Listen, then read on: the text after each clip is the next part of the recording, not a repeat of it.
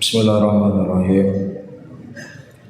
Assalamualaikum warahmatullahi wabarakatuh.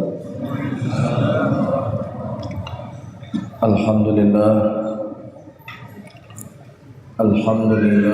hamdan katsiran thayyiban mubarakan fi mubarakan alaih kama yuhibbu rabbuna wa yarda. Wa usalli wa usallim ala nabiyyina al-karim Muhammadin wa ala alihi wa ashabihi wa man tabi'ahum bi ihsanin ila yaumiddin. Saudara-saudaraku kaum muslimin dan kaum muslimat rahimani wa rahimakumullah, kita lanjutkan kembali pembahasan kita di malam ini mengenai hukum bernadar di samping kuburan atau hukum bernadar di sisi kuburan.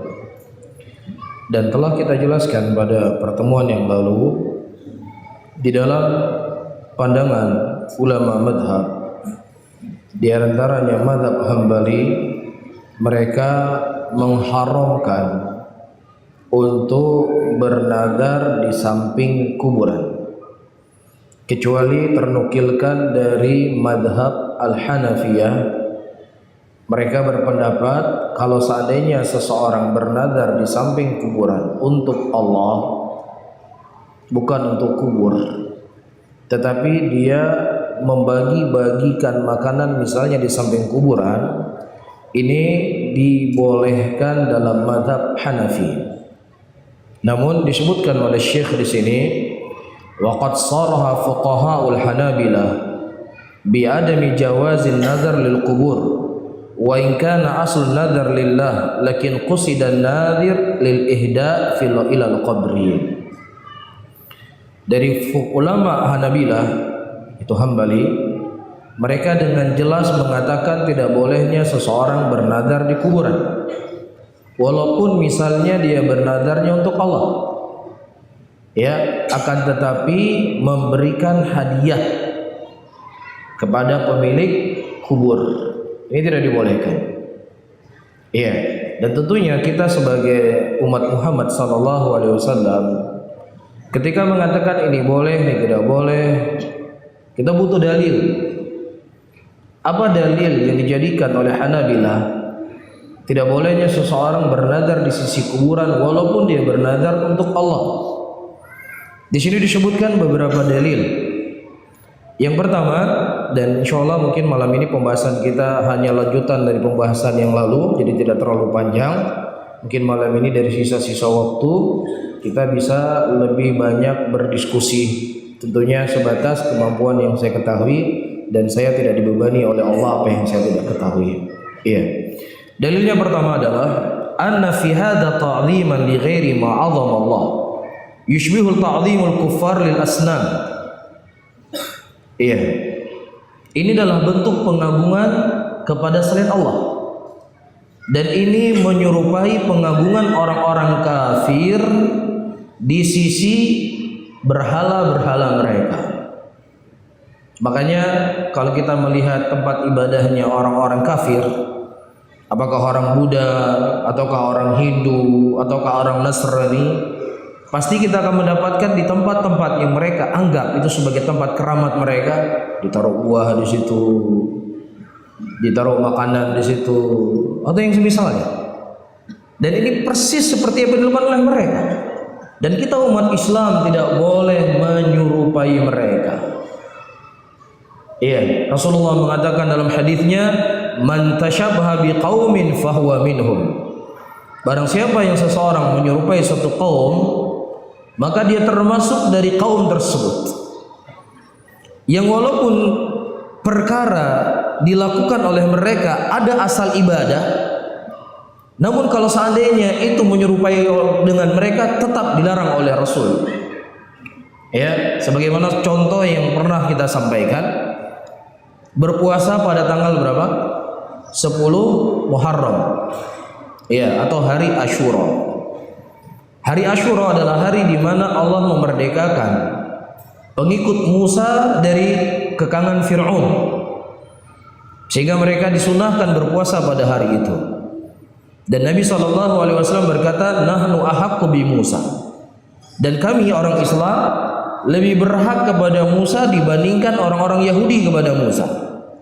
Oleh karena itu dalam syariat Islam kita juga dianjurkan berpuasa tanggal berapa? 10 Asyura, sama seperti puasanya orang Yahudi. Apakah ada unsur-unsur yang haram dalam ibadah tersebut? Apakah ada unsur-unsur yang terlarang dari puasa yang dilakukan pada 10 Asyura? Tidak ada. Tidak ada sama sekali. Namun Rasulullah menyebutkan dalam hadis yang lainnya, kalau seandainya saya hidup tahun depan, maka saya akan berpuasa pada tanggal 9, supaya tidak sama persis seperti mereka. Iya, mereka puasa tanggal 10, kita juga puasa tanggal 10, tetapi kita dahului puasa 1 hari. Atau kalau tidak bisa tanggal 9, kita puasa tanggal 11. Pokoknya jangan sama dengan mereka. Nah, kalau ini sesuatu yang tidak ada unsur perkara yang haram di dalamnya, Rasulullah melarang kita untuk sama dengan mereka, apalagi ada unsur-unsur perkara yang terlarang. Maka tentu lebih tidak boleh lagi menyerupai mereka. Iya, di antara dalil yang disebutkan di sini adalah hadis yang datang dari Thabit ibnu Dhahhak. Iya, beliau bernama Abu Zaid Thabit bin Dhahhak. Iya. Qala nadhara rajulun ala ahdi Rasulillah sallallahu alaihi wasallam. Ada seorang laki-laki, dia bernadar di zaman Nabi sallallahu alaihi wasallam untuk menyembelih unta di sebuah tempat yang bernama Bawana. Ya, Bawana nama sebuah tempatnya. Fa'utiyan Nabi sallallahu alaihi wasallam faqala. Kemudian dia mendatangi Nabi sallallahu alaihi wasallam dan dia berkata, "Inni nadartu an anhira ibilan bi Bawana."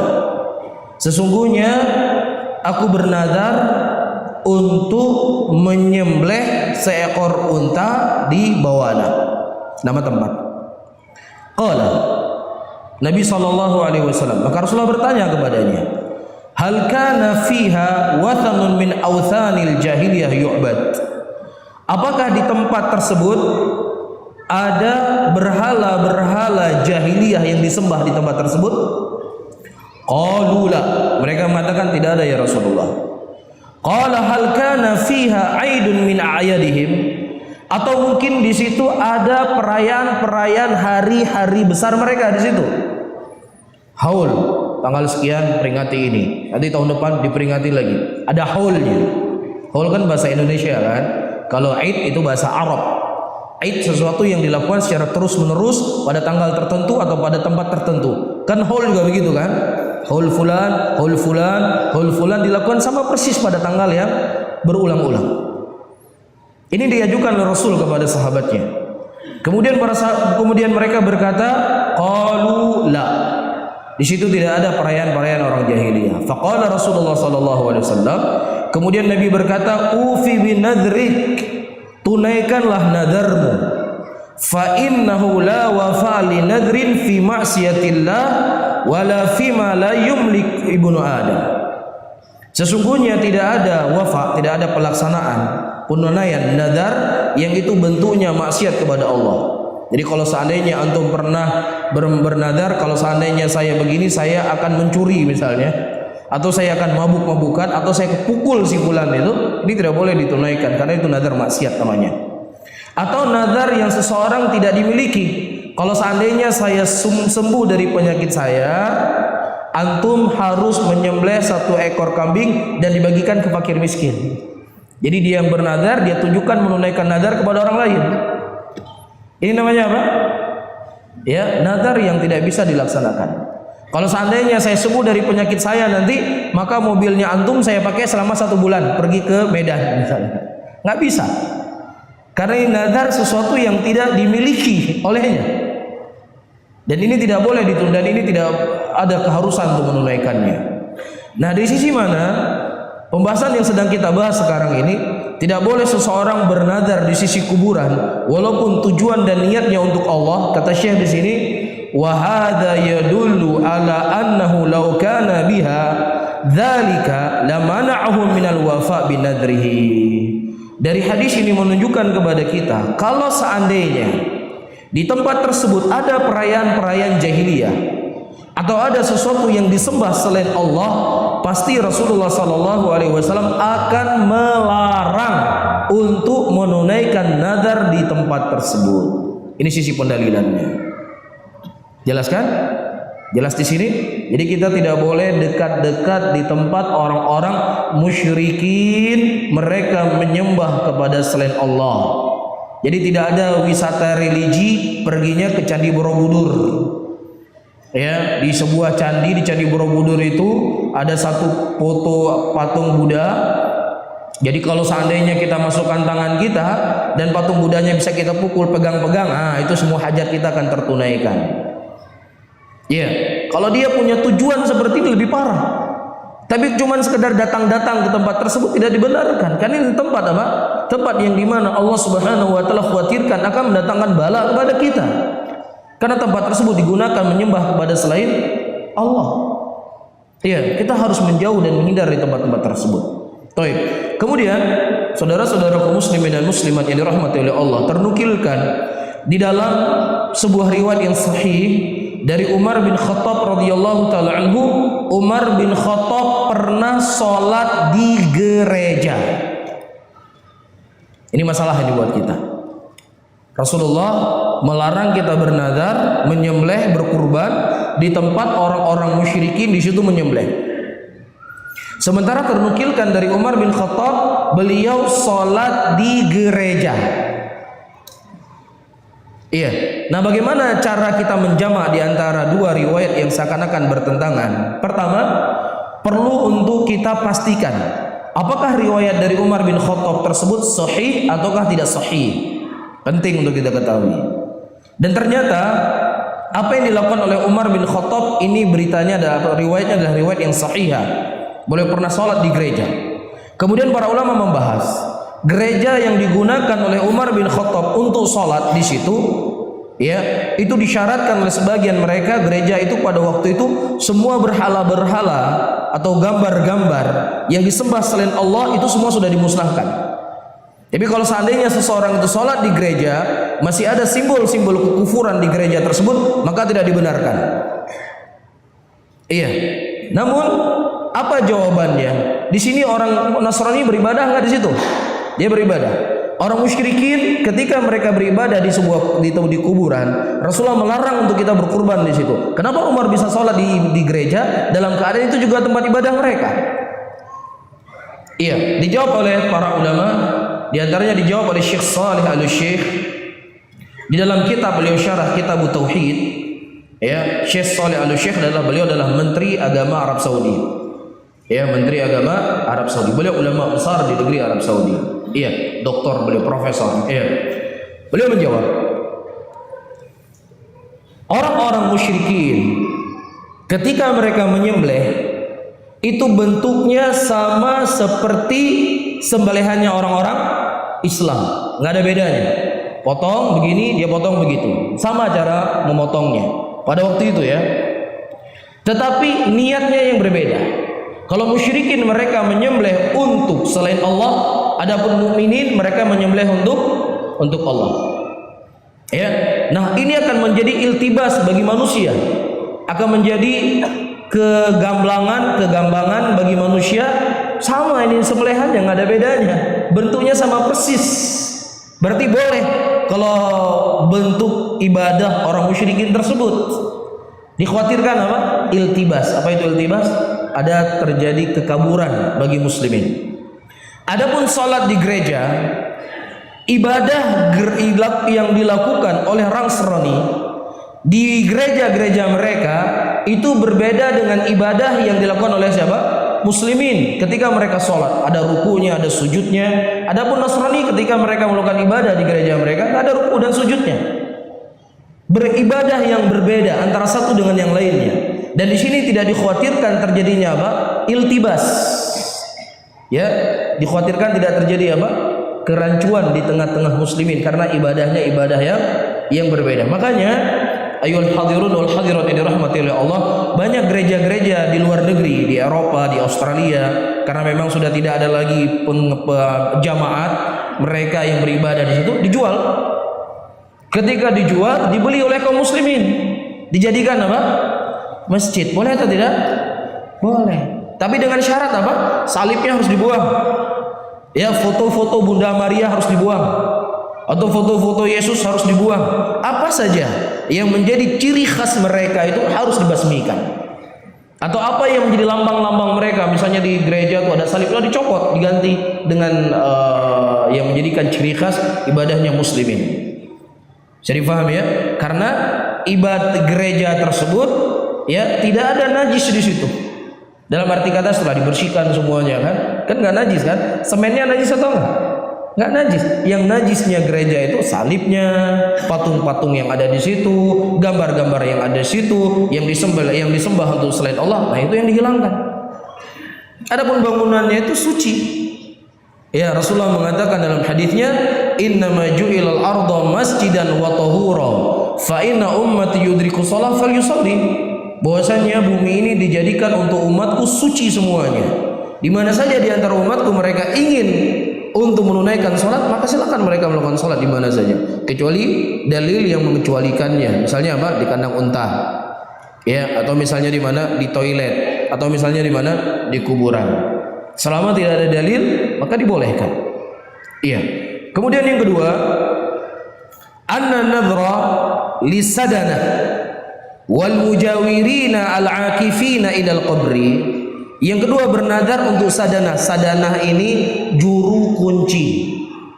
Jadi di kuburan-kuburan yang dikeramatkan, ya, atau tempat-tempat yang dikeramatkan, itu selalu ada juru kuncinya. Apa bahasa Arabnya juru kunci? Sadanah. Dia akan membawa cerita-cerita, dongeng-dongeng, agar bagaimana orang-orang yang ziarah ke kuburan tersebut semakin tertarik dengan kuburan itu. Ketika terjadi tsunami yang meluluh lantakkan Aceh, sampai 300.000 muslimin meninggal di Aceh, itu makam Syah Kuala terbang ke langit.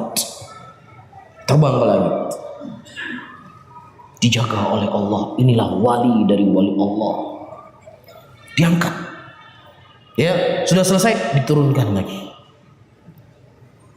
Ini cerita sampai hari ini masih lengket di telinga-telinga orang Aceh, dan hampir mungkin sebagian besar masyarakat terima. Dan hal yang seperti ini sangat mudah untuk dipercaya. Apalagi terkadang ceritanya sambil menangis. Ya, wate tengku fulan gejak waji, tinggai tah kayak di rumah. Nyam pesawat hebat, kamu terbang pesawat, gak bisa terbang. Ternyata tasnya Tengku masih tinggal di rumah. Dia ambil tas itu, baru bisa terbang pesawat. Tadi nggak bisa terbang. Masya Allah. Ini diceritakan di tengah-tengah muslimin, dan subhanallah orang itu begitu kagum. Kalau kita berpikir secara logika, ya bisa terbang nggak bisa terbang. Ini kan nyusahin orang nih namanya. Yang seharusnya pesawatnya sudah terbang 2 jam yang lalu, nunggu tas dia. Nyusahin orang nggak? Seharusnya dia sudah sampai ke Madinah jam sore, bisa sholat maghrib di Masjid Nabawi, karena nunggu tas akhirnya nggak bisa sholat maghrib di sana. Kita berbicara real saja lah. Ya, tetapi hal yang seperti ini luar biasa. Iya, Ka'bah. Sekarang saya ingin tanya kepada antum semuanya, mana yang lebih mulia, Ka'bah atau kuburan yang paling mulia di muka bumi ini? Siapalah? Di Aceh misalnya, mulia mana dengan Ka'bah? Mulia mana? Ka'bah. Kayaknya banyak yang diam nih. Lebih mulia Ka'bah, ya, la syak wa la raib. 5 tahun sebelum Rasulullah SAW diutus menjadi Rasul, diceritakan oleh Imam Bukhari, terjadi banjir besar di kota Mekah. Ketika terjadi banjir besar, itu beberapa bangunan Ka'bah rusak. Ka'bah bisa rusak loh. Masa kuburan nggak bisa rusak diangkat ke langit? Kenapa nggak Allah angkat saja ke langit? Misalnya rusak. Sampai ada seorang wanita waktu itu ya membakar Ka'bah, terbakar sebagian Ka'bah. Dan kemudian Ka'bah dihancurkan pada waktu itu dan dibangun dari awal lagi. Yang tadinya pintu Ka'bah ada 2 pintu di masjid ketika dibangun Nabi Ibrahim, namun ketika waktu itu diperbaiki hanya dibuat 1 pintu saja. Seperti yang kita lihat hari ini. Kan kita berpikir secara logika ya, secara akal sehat dulu ya. Kalau seandainya ini adalah bentuk memuliakan sesuatu, maka Ka'bah yang lebih berhak untuk mendapatkan kemuliaannya. Dan bapak-bapak dan ibu-ibu mungkin pernah datangi kuburan syuhada Uhud. Pernah terjadi banjir besar di kawasan Uhud. Sampai-sampai kaki para sahabat Rasulullah yang mereka disebutkan di dalam Al-Quran, yang mereka telah berjihad bersama Rasul, yang sebagian mereka sudah jamin masuk surga, ketika terjadi banjir besar itu kaki mereka kelihatan karena memang disapu dengan tanah, nggak diangkat juga ke langit sana. Tetapi begitulah kondisi dan keadaan umat Islam pada hari ini, begitu mudah untuk ditipu. Iya, sampai-sampai hari-hari ini kita sering dihebohkan ada orang sudah hilang akalnya dianggap sebagai orang keramat. Orang gila dianggap keramat. Coba kira-kira apa ungkapan yang pantas untuk saya ungkapkan? Orang gila pakai celana pendek sambil isap rokok sambil nonton kontes dangdut, ditonton gini, cium-cium tangannya. Gimana kira-kira akal sehatnya? Seharusnya orang gila dimasukin ke rumah sakit jiwa, Jalan Kakap sana, diobatin situ. Nanti kalau dia sudah normal, ya sudah kembali kepada kehidupan manusia yang layaknya. Iya, ini tidak lain saudara-saudaraku muslimin, jauhnya manusia dari ilmu. Inilah fatal bahayanya seseorang ketika jauh dari ilmu. Mudarat dunianya, rugi akhiratnya. Nah, kemudian disebutkan di sini wal mujawirin al akifina indal qabri fihi syabuh binan minad nadri li sadanatin salban wal mujawirin indaha wa sadanatul asnan. Dan ini sama persis seperti kita berkurban untuk penjaga-penjaga berhala, penjagalnya. Ya, diberikan makanan ke mereka, diberikan nazar untuk mereka. Ini semua adalah perkara-perkara yang tidak dibolehkan dan perkara-perkara yang dilarang. Dan yang ketiga, ya, anna hadzal amal wa illam yakun fi awwalihi syirkan. Amalan bernazar di sisi kuburan untuk Allah, walaupun memang kita tidak mengatakan itu syirik langsung, kita nggak mengatakan langsung syirik, karena dia bernazarnya untuk siapa? Untuk Allah diserahkan. Tetapi di samping kuburan dia bernazar. Walaupun kita tidak mengatakan ini syirik kata Syekh, tetapi ini jalan menuju kepada apa? Jalan menuju kepada kesyirikan. Dan Rasulullah SAW dari syariat beliau yang mulia, apa saja yang akan bisa menyampaikan seseorang kepada sesuatu yang diharamkan oleh Allah, itu ditutup jalannya. Ya, larangan zina. Apa jalan menuju kepada perzinahan? Berduaan laki-laki dengan perempuan. Dilarang dalam syariat supaya tidak terjerumus dalam zina.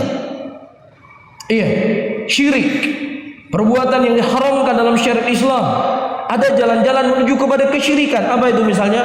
Terlalu mengagungkan orang-orang saleh, meninggikan kuburan, terlalu meninggikan kuburan, terlalu mengagungkan kuburan, atau dia bernazar di sisi kuburan. Ini jalan menuju kepada kesyirikan dan dikhawatirkan. Apalagi misalnya segala kebutuhannya, segala hajatnya, segala nazarnya, kalau memang diberikan kepada kuburan selalu berhasil. Ini kan jadi fitnah ini buat kita. Ya, nyoku nazar ujuk sedekah kurang miskin di Arab, di Mekah deh, di samping Ka'bah, hendak jauh-jauh oleh Allah apa yang berlaku. Tapi sedekah ku nazar bak kuburannya langsung dulu aja. Ini kan jadi fitnah buat kita enggak? Jadi fitnah enggak? Tertarik hati kita. Makanya Islam menutup segala pintu yang akan menggiring seseorang terjatuh ke dalam hal yang dia larang dan dibenci oleh Allah Subhanahu wa taala. Dengan berakhirnya ini maka berakhirlah pembahasan kita dalam masalah nazar di sisi kuburan, dan insyaallah akan kita bahas pada waktu yang lainnya di bab-bab yang lainnya. Wallahu a'lam bishawab. Apakah derajat riwayat ditambahkan umur seseorang karena bersedekah? Lalu bagaimana memahami takdir secara benar? Apakah akibat dari usaha doa dari makhluk dapat mengubah rezeki hasil dari sesuatu? Masya Allah. Pertanyaan yang sangat bagus sekali. Pertama, hadis inilah hadis yang sahih. Ya, hadis tersebut adalah hadis yang sahih. Ya, seseorang yang dia bersedekah akan bertambah umurnya, ya, atau orang yang melakukan ini akan bertambah umurnya.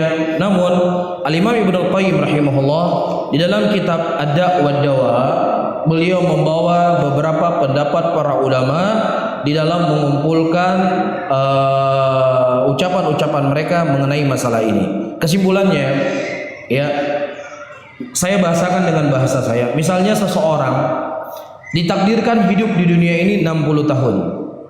60 tahun dia ditakdirkan hidup di dunia. Dari sekian umur yang dia punya, ya, 55 tahun dia hidup dalam keadaan bermaksiat kepada Allah. Dan sisa 5 tahun itulah dia gunakan untuk beribadah kepada Allah Rabbul Alamin.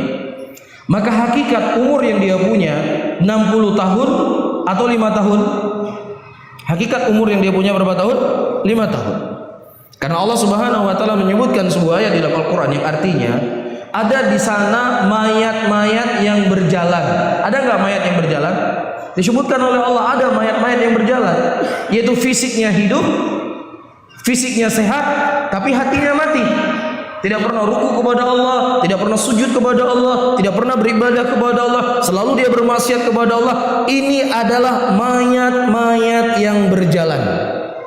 Jadi semakin dia dekat dengan Allah, maka semakin panjang umurnya. Panjang umurnya apa? Keberkahannya.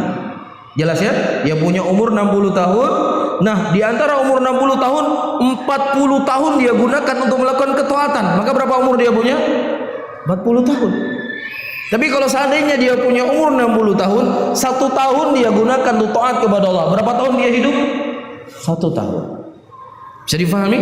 Sehingga sebagian ulama mengatakan umurnya tidak bertambah secara jumlahnya. Karena itu semuanya sudah dicatat oleh Allah. Si fulan mati ketika berumur 65 tahun, mati dia. Tidak bertambah menjadi 66 tahun. Ya, tetapi keberkahan hidupnya itu bertambah. Karena hatinya hidup untuk beribadah kepada Allah Subhanahu wa taala. Nah, ada yang lain? Silakan Pak Muhammad. Itu ada nazar. Ya. Ini apa bedanya dengan janji? Janji ini kan misalnya seperti ini, nazar ini seperti janji juga. Iya. Nah, apa hukum? Nah, kemudian apa hukumnya apabila dia berjanji untuk bernazar itu dia langgar? Misalnya kalau saya punya uang, ini bukan persoalan hubungan, tapi dia berjanji sendiri. Ya. Terus nggak dikasih uangnya. Kemudian kalau nggak ada uang, saya akan ke tanah suci. Ya. Begitu udah ada uang, ya ke tanah suci. Baik. Apabila nazar tersebut adalah nazar yang itu bentuknya ketaatan ataukah nazarnya itulah nazar yang mubah, maka wajib untuk dia menunaikan nazarnya. Allah Subhanahu wa taala mengatakan dalam Al-Qur'an, "Yufuna bin nadri." Hendaknya mereka menunaikan nazar-nazar mereka. Dan ini ayat ini dibawa kepada nazar ketaatan dan nazar mubah. Iya. Nah, kalau seandainya dia misalnya tidak jadi melakukan apa yang telah dia bernazar dengannya, maka dia harus membayar kafarah. Apa kafarah yang dia bayar? Pertama, dia harus memerdekakan budak. Iya. Kalau seandainya dia tidak mampu memerdekakan budak, dia harus berpuasa selama berapa hari? 3 hari. Kalau seandainya dia tidak mampu berpuasa selama 3 hari, mampu nggak puasa 3 hari? Mampu, insya Allah. Kalau misalnya nggak mampu, sakit misalnya, maka dia memberikan makanan ataukah memberikan minuman, ya, memberikan makanan ataukah memberikan pakaian kepada 10 orang fakir miskin, ya, karena kafaratun nazar itu sama seperti kafarah sumpah. Demi Allah, hanku gujakle bagi deka. Demi Allah, hanku tamang le rumah. bersumpah dia dengan nama Allah. Tiba-tiba datang lagi dia ke toko itu. Tinggal dia membayar apa? Membayar kafarah. Ya, ini diantara kesempurnaan dan kemuliaan agama kita. Ya, namun jangan dijadikan sering-sering, apalagi nadarnya itu bentuk nadar mutlak, nadar muqayyad. Kalau saya begini, saya akan begini. Kalau saya begini, saya akan begini. Kalau saya begini, saya akan begini. Ini kata Rasulullah tidak keluar kecuali dari orang-orang yang bakhil, orang yang pelit. Nah, Wallahu a'lam bishawab. Ada apa? Ya, mau aja. Ya, ini dengan sholat simbol-simbol gereja. Iya. Mungkin saya pernah mengalami, misalnya saya operasi di gigi orang. Iya. Itu dalam kamar operasi Ada salib. bukan muslim. Ada selang, ada infus, ada macam-macam, ada satu mana-mana, ada yang mau sholat. Iya. Mesti di depan kita itu ada salib. Kirinya ada gambarnya Yesus Kristus, kanan jelas betul-betul dia tampilkan gambar-gambar simbol mereka. Nah. Malah setelah saya sadar, datang pastor, ya, dia tidak banyak masuk dia sudah saya dapat dengan awalnya. Tapi kalau saya jawab, saya susah uangnya tidak bisa berhenti. Saya bertanya, ini bagaimana Ustaz kalau bisa di pasar salah di depan simbol-simbol yang tadi dimaksud. Masya Allah, pertanyaan yang sangat bagus sekali. Pertama, saudara-saudaraku muslimin dan muslimat yang dirahmati oleh Allah, orang-orang kafir itu mereka sangat bersemangat untuk menggiring muslimin murtad dari agamanya dan masuk dalam agama mereka.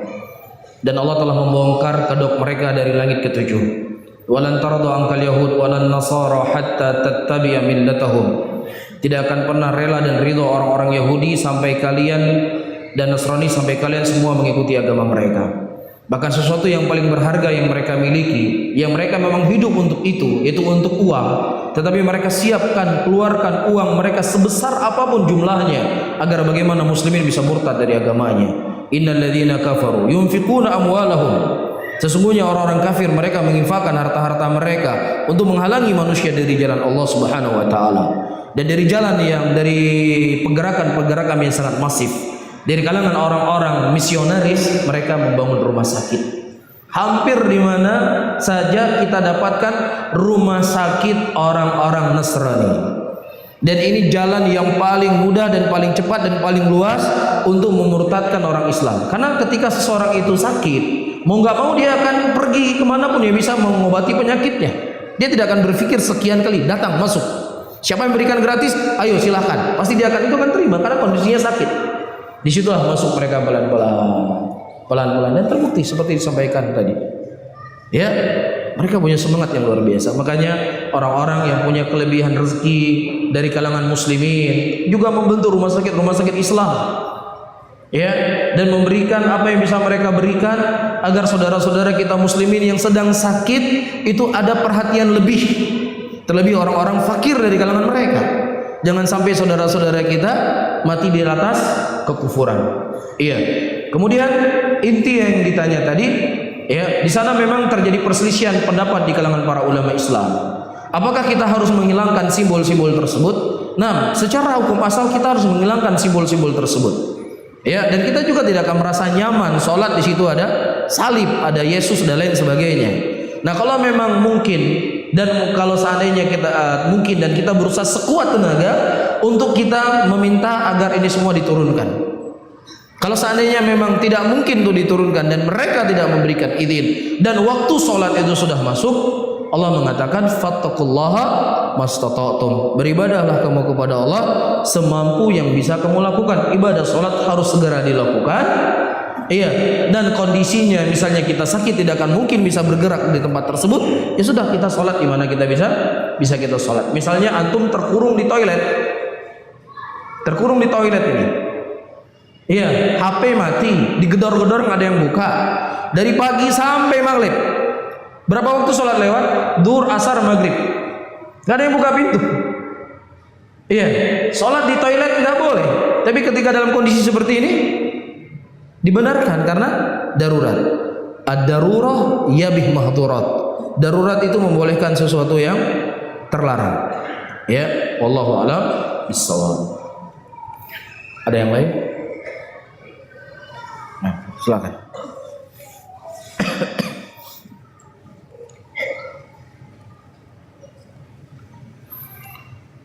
Assalamualaikum warahmatullahi wabarakatuh. Waalaikumsalam warahmatullahi wabarakatuh. Ustaz, dari masalah nazar samping kuburan, mungkin saya salah dengar atau bagaimana. Saya jelaskan bahwasanya nazar samping kuburan bukan Ya. dibolehkan, namun sebagian ulama Hanafi itu tidak bolehkan. Jadi maksudnya. Taib.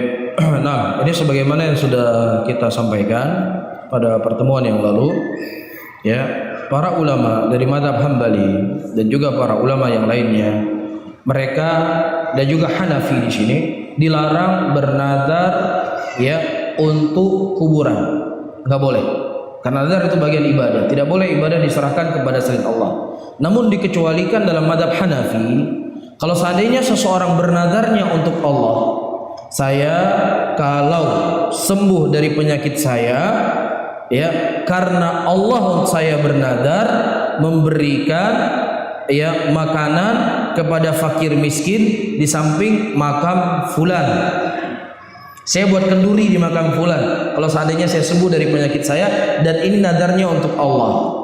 Mazhab Hambali tidak dibolehkan. Mazhab Hanafi dengan kondisi seperti ini boleh. Selama dia bernadar untuk Allah dan dia berikan untuk fakir miskin, karena itu sesuatu yang bermanfaat untuk mereka. Ini pendapatnya mereka. Dan pendapat ini dibantah oleh mazhab Hambali. Di antara dalil-dalilnya yang saya jelaskan tadi, Rasulullah melarang kita beribadah di tempat orang-orang musyrikin ataukah orang-orang mereka punya perayaan khusus di tempat-tempat tersebut. Dan tidak ada kuburan-kuburan yang dikeramatkan di sini kecuali di situ ada perayaan-perayaan, banyak hal-hal di situ dilakukan. Haul A, Haul B, C dan C, D. Seterusnya ya dari amalan-amalan yang tentunya ini harus kita jauhi dan tidak boleh kita dekat dengan perkara-perkara tersebut. Wallahu a'lam bishawab. Daripada yang lain? Berapa menit lagi azan? 5 menit lagi. Bonus buat saya 5 menit. Baik, untuk mengisi waktu, kalau memang tidak ada pertanyaan, kita baca sedikit masalah yang akan kita bahas pada pertemuan yang akan datang. Apa itu? Di sini ayyuhal ikhwah rahimani wa rahimakumullah, ya, hukum duduk di samping kuburan. Karena kita lihat banyak pelayat-pelayat ketika mendatangi kubur atau ketika sedang dikuburkan jenazah itu duduk di kuburan, di semen-semen kuburan. Terkadang mereka menginjak-injak atau mereka melangkah dan seterusnya. Kita tujuannya ingin dapat pahala, ingin ziarah kubur, tetapi yang kita bawa pulang apa? Dosa. Di sinilah kita membutuhkan ilmu. Iya, disebutkan di sini oleh Syekh fi hadzal matlab mas'alatan. Dalam masalah ini ada dua permasalahan di sini. Yang pertama, julus indal qabri, duduk di samping di sisi kuburan. Walaha far'an. Di sini ada dua cabang. Al-far'ul awal, al-julus indal qabri qabla al-wadu' al-janazah. Ya, duduk di samping kuburan sebelum diletakkan jenazah tersebut. Ya, ini kuburan yang sudah dikorek misalnya, ya, dia duduk di samping situ. Dan jenazahnya belum diletakkan. Ya, ikhtalafa ahlul ilmi fi man tubih janazah ila al-maqbarah, hal lahu yajlis fil maqbarah qabla an tudha janazah aw anna al-julus indal qabri qabla al-wada' janazah makruhun 'ala al-qaulain. Para ulama berselisih pendapat, ya, fi man taba' janazah, siapa yang mereka mengikuti jenazah ke makbarah, ke pekuburanan, apakah boleh dia duduk di kuburan sebelum diletakkan jenazah tersebut atau dia duduk di samping kuburan ya sebelum diletakkan jenazah, itu hukumnya makruh. Jadi boleh atau makruh. Jadi hukumnya bukan antara syirik atau bukan syirik, tapi hukumnya antara boleh dengan makruh. Al-qaulul awal, pendapat yang pertama, annal julusa liman taba janazah qabla wad'iha jaizun la ba'sa bih. Kita duduk di samping kuburan yang sedang dikorek sebelum kuburan tersebut diletakkan, maka ini dibolehkan, tidak masalah. Dan ini merupakan mazhabnya Malikiyah, mazhabnya Syafi'iyah. Dan juga datang riwayat dari Imam Ahmad, liman kana ba'idan anil janazah, selama dia itu duduk jauh dari jenazah. Itu dikecualikan sedikit dalam mazhab Ahmad Ibnu Hanbal rahimahullah. Wastadala ashabu hadzal qaul bi hadits Ali radhiyallahu taala anhu. Dan mereka berdalilkan bolehnya seseorang duduk di samping kuburan sebelum kuburan tersebut dimasukkan ke dalam liang lahat, ya, hadis yang datang dari Ali. Kata Ali bin Abi Thalib, ra'ayna Rasulullah sallallahu alaihi wasallam qama faqumna wa qa'adna yakni fil janazah. Kami pada waktu itu melihat Nabi sallallahu alaihi wasallam berdiri dan kami ikut berdiri. Dan ketika Rasulullah duduk, kami juga ikut duduk. Di mana duduknya? Fi janazah. Di jenazah yang belum dikuburkan. Iya. Kemudian qalu wa hadza dalilun alla anna al-qiyam mal janaiz mansukhun sawa fi dzalika qiyam mutaba'iha aw qiyam man marad bi aw qiyam masyi' 'ala al-qabri. Di sini ada dalil, ya, dari hadis yang kita baca tadi, berdiri dengan jenazah itu sesuatu hukumnya sudah dihapus. Jadi orang sedang menunggu jenazah datang, tiba-tiba dia berdiri semuanya. Ini perkara telah terhapus dalam syariat Islam. Sesuatu yang terhapus dalam syariat Islam berarti itu bukan bagian dari syariat. Di awal perkara, Nabi SAW ketika beliau melihat jenazah, beliau berdiri dan para sahabat ikut berdiri. Tapi di akhir perkara, Nabi SAW ketika melihat jenazah, beliau tidak berdiri, beliau tetap dalam posisi duduk. Ya, sehingga mereka mengatakan berdirinya itu mansukh dan duduk itu hukum yang sabit. Apakah demikian? Insya Allah ini akan jadi pembahasan kita kelak. Ya, dan hal-hal yang seperti ini perlu untuk kita tekan karena pembahasannya panjang. Kalau saya baca tanggung, ya, ada hal yang penting untuk kita ketahui sekarang, saudara-saudaraku muslimin dan muslimat. Ya, beraneka ragam cara terkadang digunakan oleh orang untuk memuliakan orang lain. Dan sudah menjadi adat dan kebiasaan di tempat kita di sini, kalau kita melewati orang-orang tua, ya, atau melewati segerombolan orang, kita selalu menundukkan apa? Badan kita. Ya, mohon maaf ya, duduk seperti ruku. Ini perkara yang nggak dibolehkan Bapak dan Ibu-ibu. Ini perkara yang terlarang dalam agama. Yang pertama, ini menyerupai adat dan kebiasaan orang-orang kafir. Pada waktu itu ada seorang ulama datang ke istana Herkel atau istana yang lainnya. Dan sudah menjadi kebiasaan mereka, siapa saja yang mereka ingin bertemu dengan raja, mereka harus menundukkan apa? Badan mereka, merukukan badan mereka. Dan ruku itu ibadah, dan ruku itu hanya untuk Allah, tidak boleh diberikan kepada yang lainnya. Kedua, para sahabat Rasulullah adalah orang yang paling memuliakan Nabi Muhammad SAW. Dan juga Rasulullah adalah orang yang paling memuliakan orang yang lebih tua dari beliau.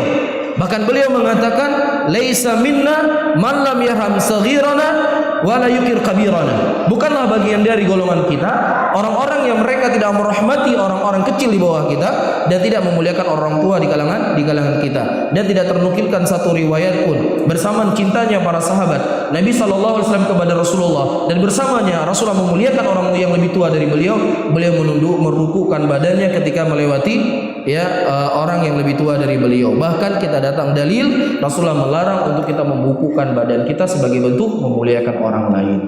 Jelas ya? Nah, bukan begitu kita memuliakan orang lain. Ada cara dalam Islam bagaimana kita memuliakan orang yang lebih tua dari kita. Wallahu taala a'lam bishawab. Mungkin ini yang bisa saya sampaikan. Mudah-mudahan bermanfaat bagi saya sendiri dan juga buat hadirin dan hadirat semuanya. Saya akhiri, Allahumma salli ala Muhammadin wa ala alihi wa ashabihi wa man tabi'ahum bi ihsanin ila yaumiddin. Wassalamualaikum warahmatullahi wabarakatuh.